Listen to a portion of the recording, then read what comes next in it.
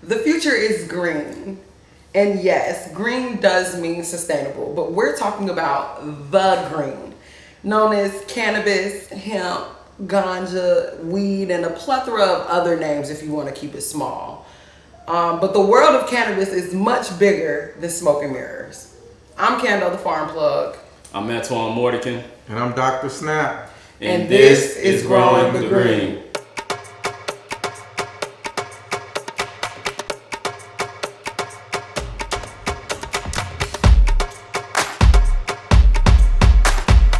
Welcome to that family. Antoine Mordican, your Alabama State Director for Minorities for Medical Marijuana. And we got a couple of news and updates here for you. The first thing I would really like to talk about, I didn't even think about. All right, so we know last week, Joe Biden, it's been a year since Joe Biden has potentially said he's going to pardon those with marijuana Where he offenses. made that statement, but we ain't heard nothing since. As of today, 0 folks have been pardoned.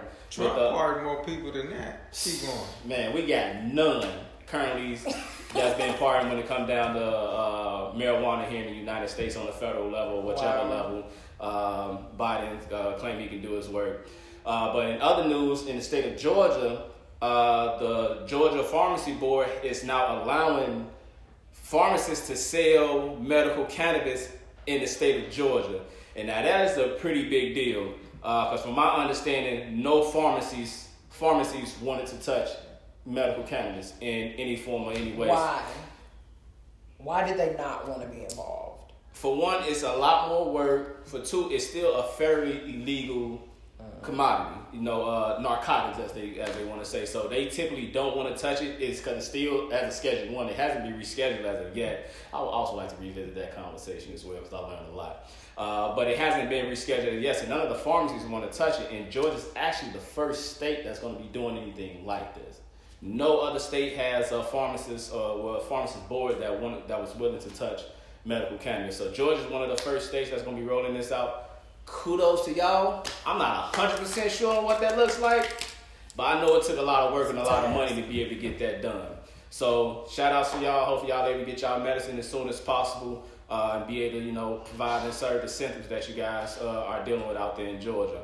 In other news, I'd like to talk about the Alabama Medical Cannabis Commission. It's been a lot of things that's been going on here in the state of Alabama. We have another lawsuit that's been brought forward to the commission. It was like last Friday, I believe. They have a long list of demands, which I would not walk down at this moment. I just highly recommend you guys checking into it. But however, we do have a meeting this Thursday. Today. If you send it, we're going to cut this, but if you send it to him, can you have some of it pop up on the screen? What you want? Like you want the link at the bottom or you want the actual article? It could just be the link. Just the link? Yeah, and folks will go. We can put that in the YouTube description then. Okay. Yeah. So it's a lot of things that's going on here in the state of Alabama when it comes down to medical cannabis. We have more lawsuits that's being presented. This Thursday, the commission will be actually meeting to discuss how they plan on moving forward here with medical cannabis here in the state of Alabama. And from what I've done seen, based off the agenda, they're going to be bringing for a lot of amendments and making some revisions to certain parts of the rules and regulations and how they're going about evaluating third-party evaluators. It looked like they're going to be restarting the program on how they're going to roll about everything. Wait, so you're saying all the way from the beginning? I think they're going to go back to everybody that submitted the applications. Those that are now in it will be reconsidered for license all the way at the beginning where the applications are reevaluated. I'm pretty sure they're going to allow some folks to be able to resubmit some information because they had a problem with everybody wasn't able to submit their information because they had a 10 megabyte, file limitation on when they was able to upload it to the portal. So depending on what kind of files you have, you got images, you have documentations and all that kind of stuff. It's a lot of stuff. You're not able to put all that into the file, so you either got to compress it or you got to delete some of the pages in the files in order for it to be able to get it to work. So a lot of people will be able to possibly be able to resubmit some information for it to be reevaluated, and they also going to be changing up kind of how they go about the evaluation process as well too. Because like I said, they got so many lawsuits against them. The only way to really restart all of this, the best way to be able to address it and to make it fair. All right, and we back. So Alabama got a lot of things that's going on in their hands, and their goal is for the commission to be as fair as possible, because that's where a lot of their lawsuits are coming from. So if they're able to reset the process, allow for them to be able to reevaluate the application, and be able to reissue the license, and create a more level and playing field, and make sure that everybody has the necessary information to be able to move forward, I think it will be a correction to the program. However, the timeline is now, I'm 1,000% sure it's going to be in mid or late 2024. So that will put this process at a total of how long? How long have we been in this limbo of licenses out? And because this is the third This will time. be the third round. So the application window opened. That was September of 2022. We're now in October 23. So we done already passed a year since the application's been out. We've been in limbo really since June to now. Okay. So we have a resolution, this upcoming meeting. I think it'll be more beneficial to the patient that we now have a direction of that we're going in, as well as a solution to be able to satisfy a lot of the lawsuits that we currently have at hand. Okay. You got any comments? I would like to mention one thing. So I had a really good conversation about rescheduling and descheduling. I was about to say that. Tell us more. So I learned it may not be in our best interest to deschedule. I have heard that in a lot of places. What you mean by that? I mean, I've always thought like we want it to be descheduled to be like.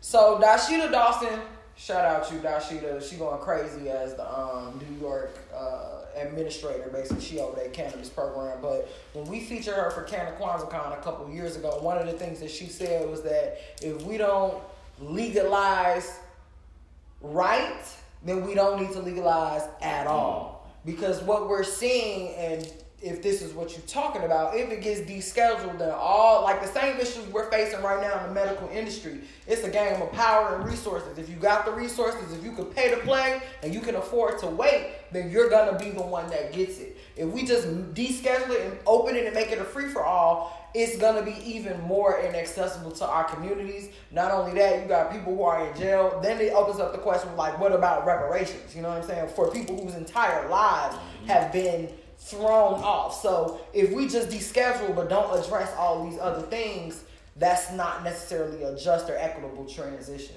But what was you going to say? So my process is actually a little different from that. So if we deschedule, we lose all the medical uses that we said cannabis can be used for, which that's the way how we was able to kind of get it through, is with the medical uses of cannabis. So if we deschedule, we pretty much revoked everything that we said that this plant can be used for on the medicinal side of it. We know we pretty much scrapping all that and we starting new. Because I was questioning like why we can't treat it like tobacco and alcohol and things like that. Like a commodity. Yeah, and I was learning that, you don't want to do it that way. Right, because tobacco has no medicinal use. Alcohol has no medicinal use. I'm with you. So the only real benefit we would get would be like sin tax. You would just get taxes from the state. That would be the only major thing. It would quite literally make cannabis a cigarette. It would be the same thing. But the best way we can go about it is getting it rescheduled, and it's kind of salty to say that because I've been pushing for getting it descheduled. But we get it rescheduled to like a Schedule 5, which I now know more about the different schedules of it. So as it was put to me, Schedule 1 is maximum prison. You death row. You serve no purpose to society. But as you get lower in those schedules, I think they be talking about putting it as a Schedule 3. It's kind of you in jail. You're not in prison. But if you go down to Schedule 5, you're on probation. So you have a little bit more flexibility in the things that you can do with that. And, deschedule is pretty much you're out. You're just out in the world, but we don't want it to just be out. We want to still be to have it for the medical uses and the medical benefits of it while still tapping into the other avenues from this plant. And we get the flexibility to do that at a lower schedule versus the schedule that is at now. So we have a lot of research information now and medical research to be able to support the descheduling or the rescheduling of it. But yeah, I don't know if descheduling is the way to go. I had to look it up, right? Because Schedule 1 that are basically no currently accepted medicinal use and a high potential for abuse. Schedule 2 are drugs with a high potential for abuse, with use potentially leading to severe psychological, basically high addiction rate. but they're also considered dangerous, blah, blah, blah. So like you're saying, as you get lower in the schedules, basically the schedule is supposed to measure safety, essentially. So if you take it, what makes a pharmacist is their ability to navigate the schedule of drugs and what their clientele needs. So if it gets removed from that schedule, it gets removed from like being treated and taken seriously as a medicine, which is what for a long time the argument for legalization has been based on.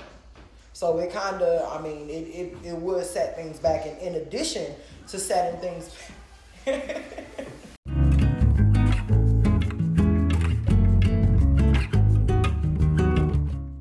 Okay, so of course, listen, we do not shy away from using the resources that we have at our disposal, i.e.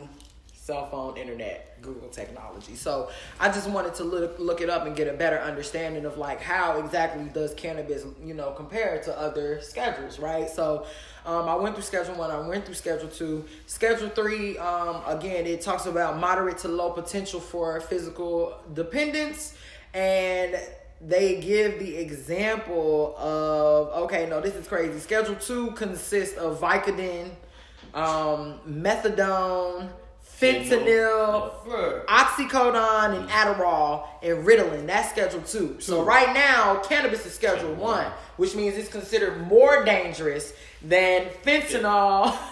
It's considered more dangerous than Adderall and Ritalin. Schedule 3, right? Schedule 3 is about codeine and stuff like that. So testosterone. It's really more focused on products that contain less than 90 milligrams of like codeine and stuff that you can still die from. But then let's get a step lower. Let's go a step lower in terms of what's considered more safe. The first example in Schedule 4 is Xanax. Then after that, they have Valium. After that, they have Ambien. So, like, when we hear Drake, 13 hours, I got like that song, they're literally saying that is considered more safe than cannabis, and that it has more medicinal uses than cannabis. And then Schedule 4, they're just talking about very low things, so like cough drops, this Robitussin and stuff like that. So Schedule 4 is more like anti-diarrhea, it's things that are medicinal, obviously, but they're more generalized. Mm-hmm. So that is just like a very real understanding of what's going on. So when we look at So I'm just thinking, so if you look at the overdose factor, right? If I'm an overdose off all of those things and all of those schedules that you just spoke of, I'd rather overdose off weed. You're a little sleep. That's what I'm saying. I'm just saying you're going to go to sleep. That's the worst thing that's going to happen. You're going to go to sleep. You know what I'm saying? But Xanax, you know what I'm saying? Like, it's so weed is in a higher category than Adderall. Adderall, you know what I'm saying? Like methadone. Tell me something. Like how? You know what I'm saying? Like we need reform today. You know what I'm saying? Like it's crazy. Like it's no way that weed should be scheduled one over things that are so much more detrimental to your health and not only are overdose. And we have the numbers to prove it. Like there has literally been a conversation about fentanyl overdose over the last 2 years. Like people are dying from fentanyl at astronomical rates, and for it to be scheduled lower, considered more safe. It shows, like you said, there's obviously what we said on last episode, right? You got to ask them 3 whys. Why? So we understand pharmaceutical, big pharma, these industries, and really the power that they have over some of these things. So for Georgia to be doing what they're doing, is pretty monumental, and in a lot of ways going to be an uphill battle. I'm wondering how big pharma is going to respond to it also makes me ask the question, why? It also, you know what I'm saying? Like, why Georgia? Mm-hmm. You know what I'm saying? Being like I'm speaking of Atlanta, being a high population of black people. But that's like it. But once you get outside of them. you know what I'm saying? Yeah. So I'm excited to see what happens in Georgia, considering, you know what I'm saying, and I want to see how pharmacists react to this. Why? How do you think why? So from my understanding, pharmacists already have a issue dealing with the aspect of dealing with people who are on methadone and Suboxone and different type of already scheduled drugs. To add another category of things that they would have to deal with and navigate through on a daily basis, it's just, I mean, they're already having issues with how they're being treated when considering in the pharmacy world right now. So I'm looking forward to see how they're going to react. And I mean, we're really at an interesting time in the United States to kind of segue into, the conversation for today. A lot of industries are going on strike. A lot of people are kind of walking out because of the difficulties in navigating, inflation, the changes in our society right now. And so it's just kind of bringing me back to a time where, the last time, I won't say the last time, but one of the most monumental times that this happened was after the Great Depression, right? Where you had alphabet soup, and in particular the Agriculture Adjustment Act, which is basically under FDR. It was supposed to help farmers by cutting the production and forcing prices up. But that had a direct impact on majority black farmers who were tenant farmers who didn't own their land. So that means that if you cut down production, that means you cut down the need for the tenant farmers, which means that you had a lot of black farmers losing their jobs at the same time that the prices of food was going up to reinforce and support the farmers of that time. Right, and so a little bit after that, we had the Wagner Act that came out in 1935, which also made labor union monopolies illegal. But that also was an issue because labor unions did not have to accept black members, which means, like, as what we're seeing right now, right, we're literally, right, discrimination in so many avenues, right? So it was a whole bunch of people who had jobs, who had control and basically the power in their numbers to advocate for themselves while actively leaving out a particular group of people, right? So as we look at, what's going on in Alabama right now, or the cannabis industry across the country with this conversation of descheduling and rescheduling, I'm wondering just what are some of your thoughts? Like, what are some lessons that we could maybe learn from the past? Because we already know black farmers make up less than 2% of farmers today. We went from having 17 million acres in 1917 to having, about 16 million acres in 1917 to having less than 2 million by 1997, which means that more than 70% of black land ownership, black wealth, quite literally dissipated from our communities in less than a century. So when we see, and then that brings us into, right, we see the Great Migration. Our people leaving from the South and going to the North, which ushers in a whole new conversation about urban tactics of discrimination, right? Where you see high policing, which directly brings us to the war on drugs and how that impacted us when we left the South going into these urban places. So in a lot of ways, these policies kind of rear their heads. It's kind of the same thing happening over and over again. And I know Lakaya and I, when we host CannaKwanzaaCon, definitely tune into that. It's coming. When we have the conversation around CannaKwanzaaCon, we've been really intentional about reminding advocates in the cannabis field that agriculture is not a part of cannabis. Cannabis is a part of agriculture.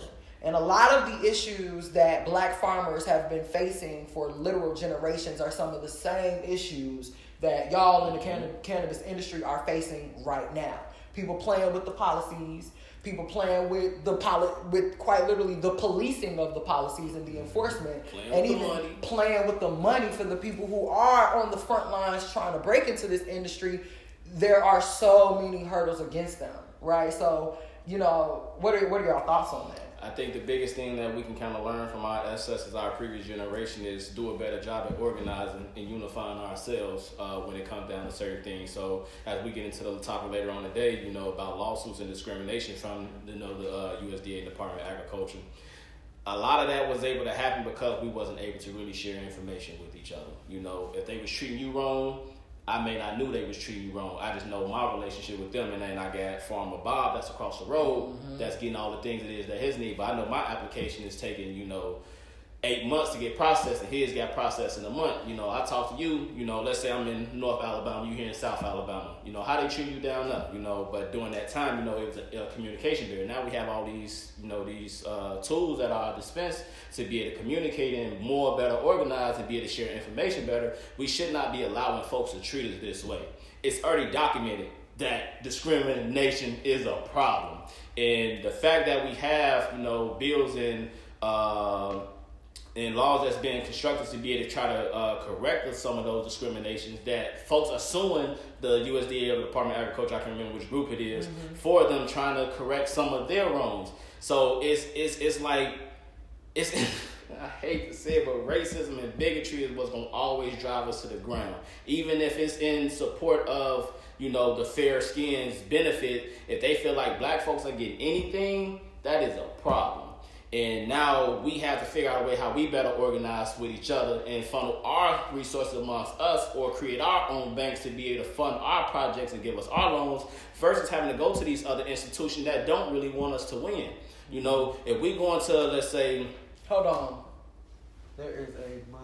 That's bothering me. What was in my beard? Yes. I didn't know if that's what it was, but yeah.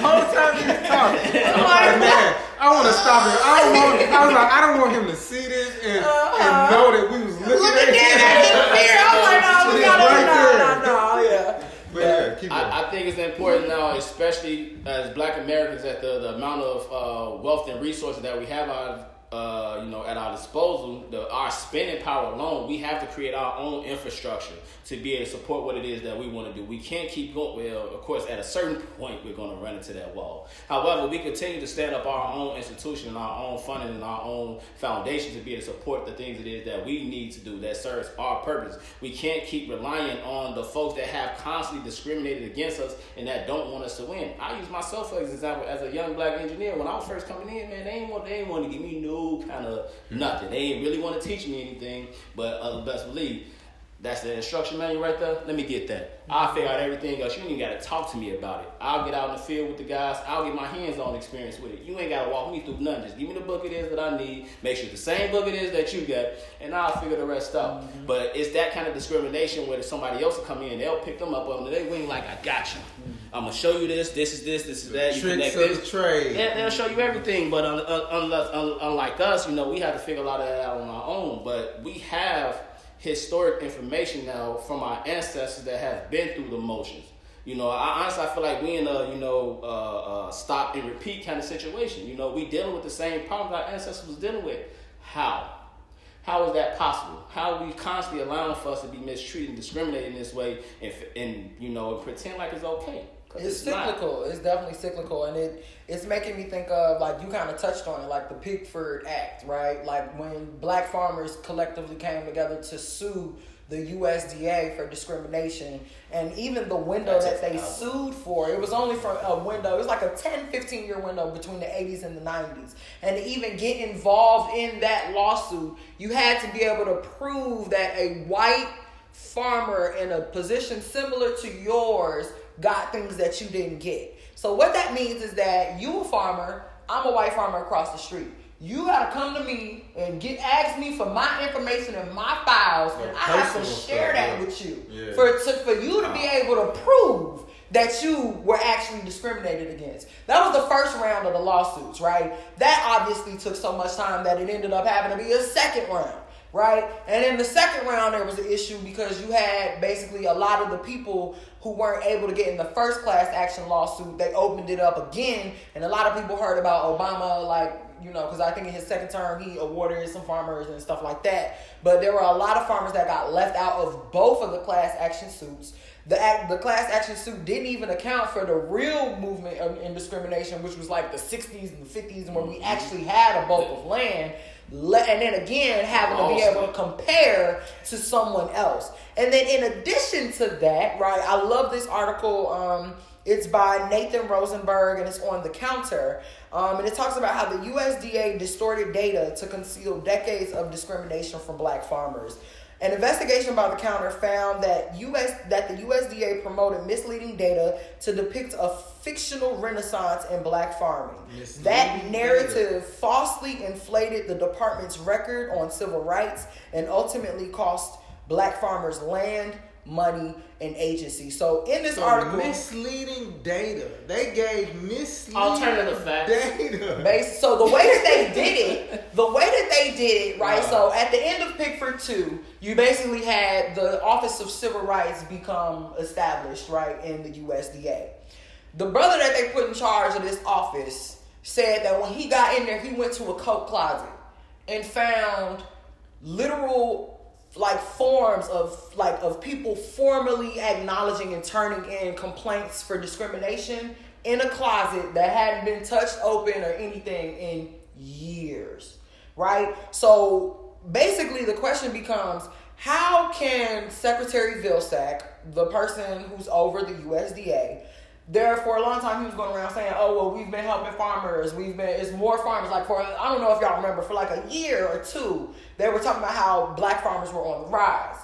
But they didn't have the baseline data to be able to make those claims in the first place. So what they had was a couple of black farmers that were basically being successful, and they basically waved them around as success stories, like that's what's going on for everybody. But that wasn't actually the case, especially when you look to the numbers that they never really had, because all of those the files of discrimination were in a closet that nobody opened. And literally, even when the brother got in that office, he was like the only staff person. It was him and like one other person that literally had to deal with decades of discrimination across the country. So even when they said they met us halfway with establishing these things, and today the Office of Civil Rights obviously is more beefed up. They have more people. Even we have like a person, like each county has a person, you know what I'm saying? Like each agency, they got their person that is making sure that they are in alignment, right, in compliance with the civil rights directives. But even still, right, what we're seeing right now in the face of COVID, in the face of, climate change, and even we could talk about agriculture from a broad perspective, or we could bring it back to the cannabis industry. Where are we seeing these successes today in ways that it really actually matters to inform the way that we're moving forward as a community? That is a tough question. That is. You know what I'm saying? That is a tough question, because I can't even think to pinpoint where we can say it's happening at. Mm-hmm. Where are we able to correct some of these? Where is the collective effort to? Oh man, that's also the inspiration to be that. Yes. Right. You know what I'm saying? It's the inspiration to be that person in that field. You know what I'm saying? Knowing that you will not get discriminated against because you're putting yourself in those hard conversations. Yeah. You putting yourself in those hard environments to be like, hey, I'm here. I ain't going nowhere. Yeah. I'm going to be here. Yeah. Let's do it. You know what I'm saying? And so I respect that from you. What's interesting though is I know y'all know about like this whole article that came out talking about the $12.8 billion in state matching funds that HBCUs, in particular land grant universities, have not been getting compared to our 1862 partners. So basically, if you're not familiar, right, you have 1862 universities that were established with the first Morrill Act, which was a land grant from the government to various universities to help lower class Caucasian citizens get information, have research conducted for them so that they can be prosperous farmers. In 1890, after the Civil War and all the freed people, there was a question of the Great Negro Question: what do we do with all these free black people? And one of the responses to that was 1890 universities, which were the second Morrill Act, which was the second land grant from the government given to primarily black institutions for us to be able to learn. That's where you get your Alabama A&Ms, your Virginia State universities. A lot of them have that blank State University, and Kentucky State, Tennessee State, Texas Southern, a lot of those. And when that was established, we were supposed to get whatever our 1862 partners get from the federal government is supposed to be matched at the 1890s. And so this article that just came out has basically said that not only have we not been getting that match, but the gap it can be measured at $12.8 billion. So when we have the conversation around like even our institutions and, you know, being able to stand in the gap to advocate for each other, we see that discrimination even trickle over into our means of organizing, right? And like at least institutionally organizing, right? Because there's a lot that goes on in the grassroots, like especially people like M for MM, right, who see the need and rise to the occasion to do that. But then it's like, you know, where is that support all the way around? Like there are so many policies that are seemingly in place to support us, even when we talk about the Farm Bill right now. Government shut down because of, you know what I'm saying, SNAP, EBT food. Like this keeps on happening. So I guess as we wrap up, I guess my question to you guys is, and you know, we always got to leave with our 3 things, but I guess what are 3 potential solutions or 3 modes of action, 3 calls to action? What are 3 things that people in the past have done? You know what I'm saying? That has allowed them to persevere that the cannabis industry can learn from. So maybe a better question, you might have to edit this because I'm kind of rambling. Maybe a better question is, what can we learn from past agricultural discriminations to better inform cannabis industry equity? So not to stick around, not to sit around while people just do what you want to be involved in. Speak up, hold those conversations like I was saying,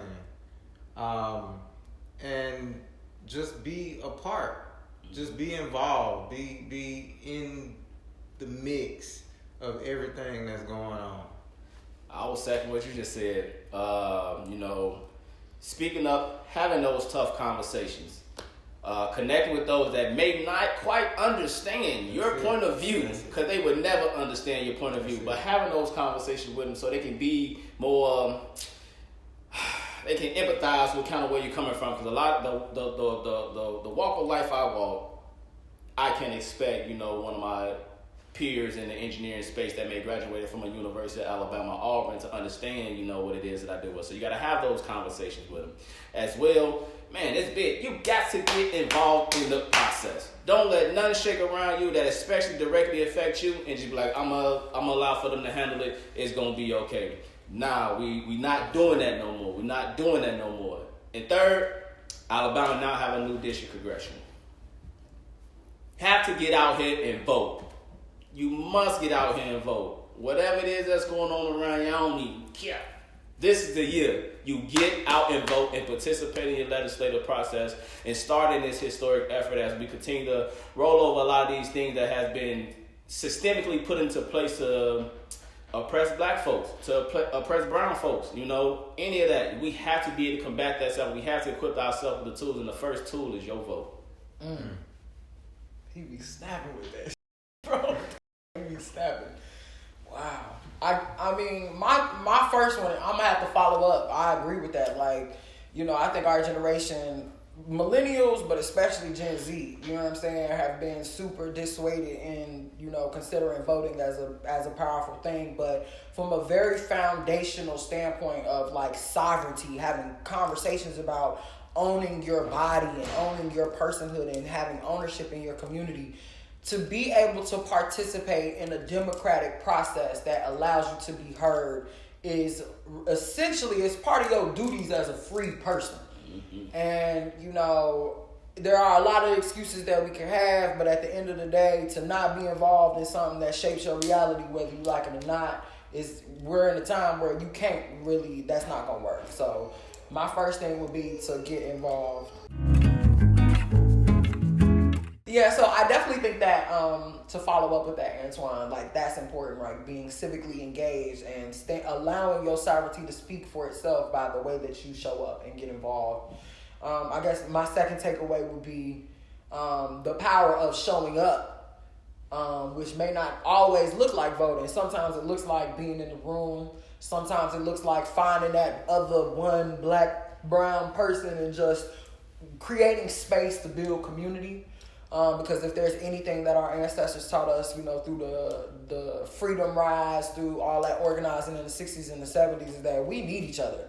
And if we don't show up for each other, then ain't nobody showing up for us. So that's the foundation of everything. And my closing one would be flying the flag that we've been flying, man. Cannabis, agriculture is not a part of cannabis. Cannabis is a part of agriculture. And if I know so many people across the country that are going so hard for cannabis and the legality and, scheduling.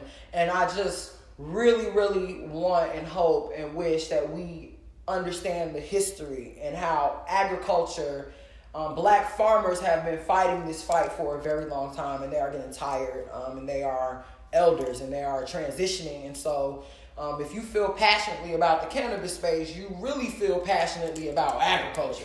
You know what I'm saying? So we have to get out. Like, part of the reason that cannabis has been able to be Schedule 1 is because we have not looked at it for the wholeness of the crop that it actually is. So if we looked at it like an agricultural commodity that it was, right, in the beginning of the Civil War, where they were paying people to grow it, where you were avoiding the draft to grow it, it is a commodity, and it is super powerful, especially for the group of people who have been discriminated the most because of it. So if we can understand these intersections and apply it across the board, like not even cherry picking, like keep that same energy across the board, then I think that we would really see a lot of the transformation that we're looking for.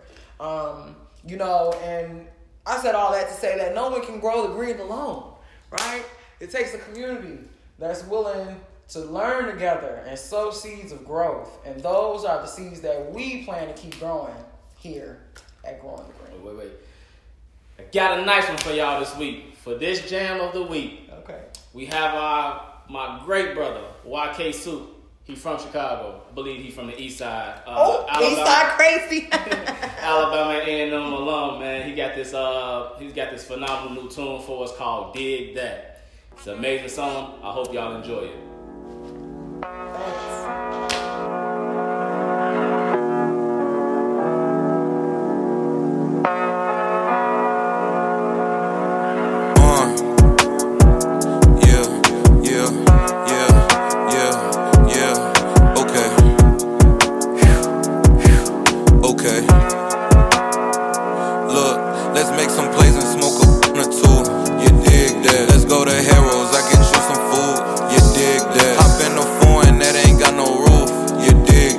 A shopping spree, just me and you dig that. I got that hustler mentality, you dig that. Let's book a loft and count a salary, you dig that. Turn a dream to reality, you dig that. I have you been on the balcony, you dig that.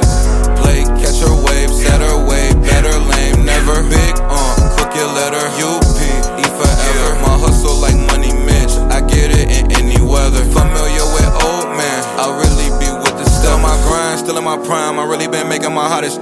These hoes on my and these be hating cause Uncle Sue really be popping it. But when I come around, they don't make a sound, these be really anonymous. But if I got a beam, up it and blow it, I guarantee none of this not a miss. Hold up, gotta fight my demons. Gotta watch these they scheming. Fake loving this, I don't need it. I'm the hottest in the city, I mean it. I'm a capital P, they peeping. Her too, she got me tweaking. I'ma keep her fiending. Bad, I'ma keep her. Let's make some plays and smoke a two. You dig that. Let's go to Harrow's, I get you some food.